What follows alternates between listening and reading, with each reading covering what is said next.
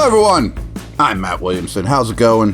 Beautiful day in the Berg today, and I'm going to take this opportunity to introduce you to the Denver Broncos.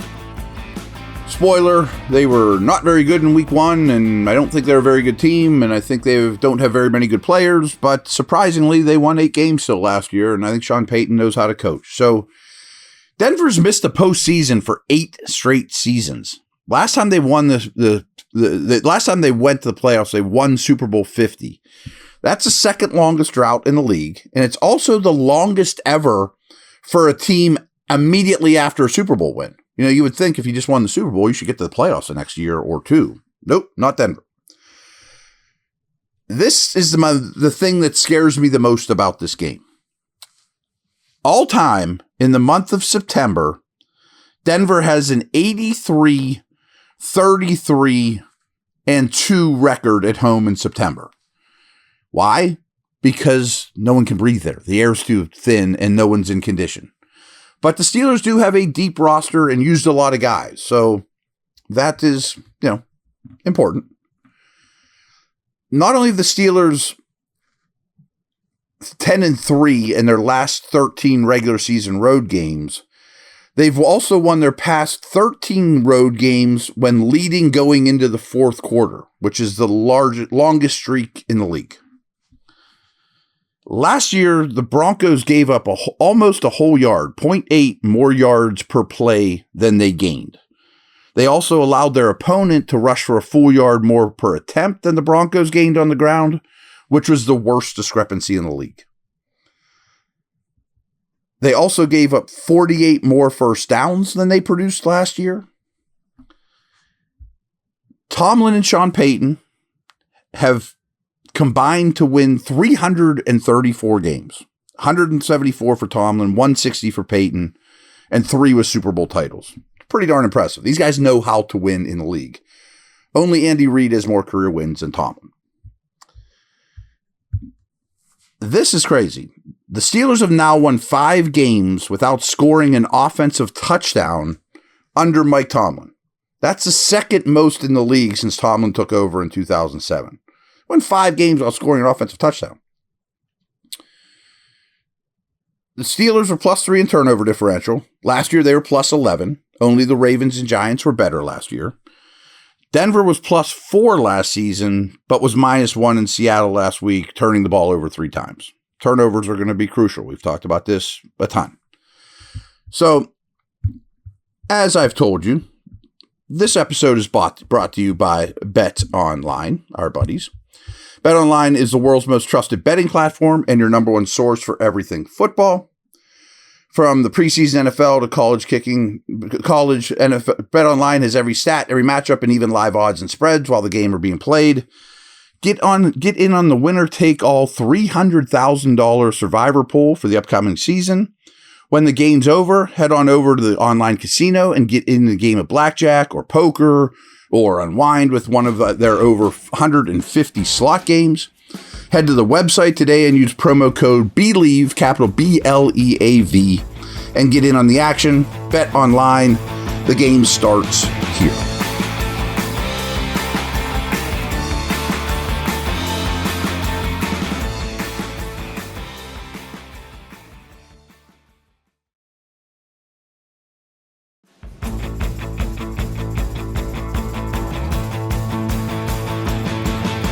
The Steelers have put Terrell Edmunds back on the team.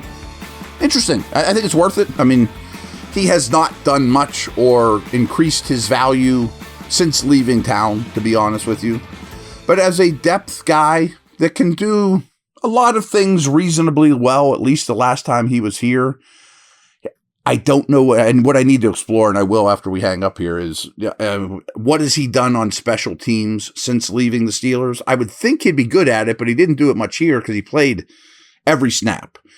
Not a needle-moving move, but I'm glad he's back. I mean, I'll take the depth. I mean, I got no problem with that whatsoever. So I also took a couple mailbag questions today. It was kind of spur of the moment. I just wanted to throw a couple of these out there. Andy asked me on thoughts on getting Fahatanu and Wilson, I assume Roman, on the moving train after missing so much time. I know we'd all love to see this year's first-round pick at right tackle, Jones at left tackle, Moore on the bench. I'm leaning towards that's going to be a slow process. Moore played well, and the more you run the ball, the more I like Moore. Get it? He's not great, but I think he's one of the more improved Steelers on the team. And do you trust the rookie? Do you want to move Jones? I see both sides, but I think for at least this game, I would keep the O-line intact. As for Roman Wilson, I would love to see him. And in the case of both these guys, rookies are tough, but he hasn't practiced. I mean, he hadn't practiced in so long. I would think he probably doesn't get a hat again this week, but you just work him in more and more and more in practice.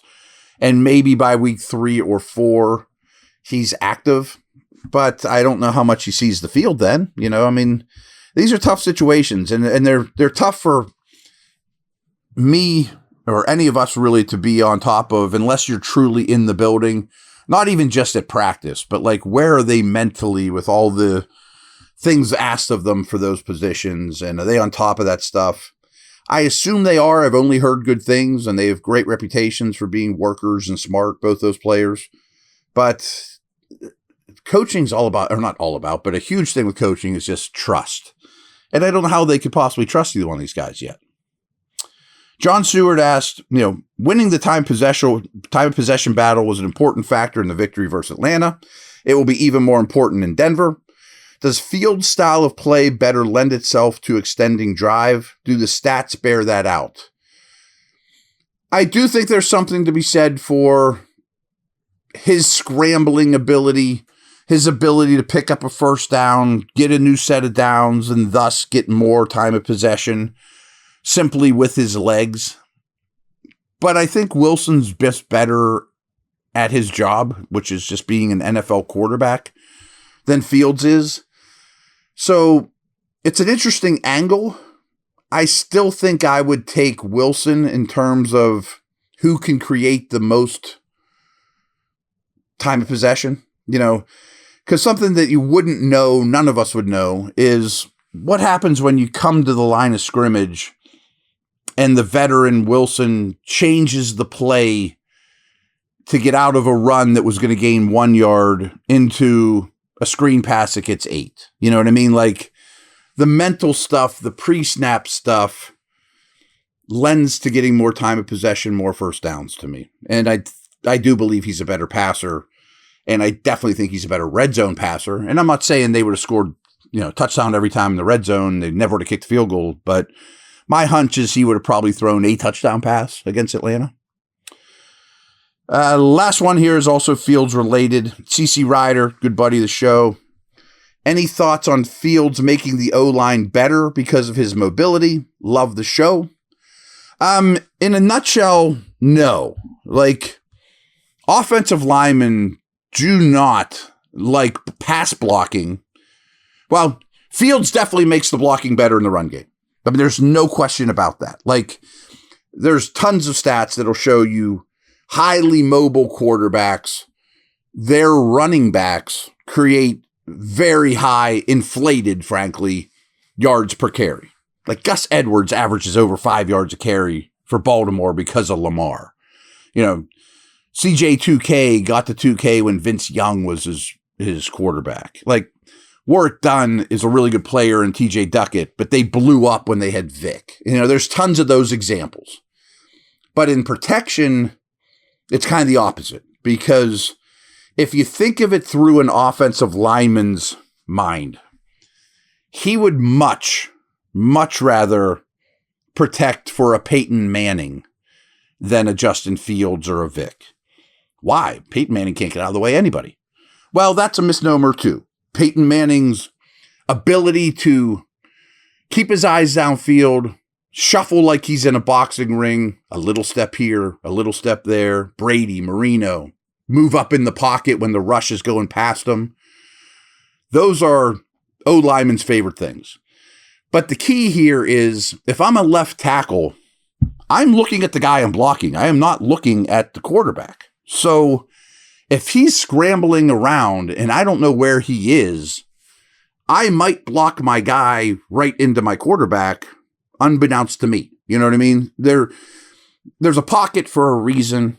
These linemen have to trust that the quarterback's going to be more or less where he's supposed to be.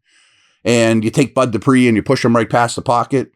But you might do that when Fields is spinning around, or not just Fields, but a lot of these guys that really, really extend plays and turns right into a sack. You know what I mean? So certainly a Fields type player, and Fields in particular, helps the run blocking and the run game. Obviously, of course, and we went into that. But it definitely hurts pass protection. And I've told you guys a million times, I think sacks are as much of a quarterback stat as they are an offensive line stat. And Fields takes a ton of sacks. And it doesn't matter whose line it's been. So there's that. All right, everyone. We'll really dig into offense versus defense versus offense the rest of the week. And again, looking at Denver, I'm not super impressed.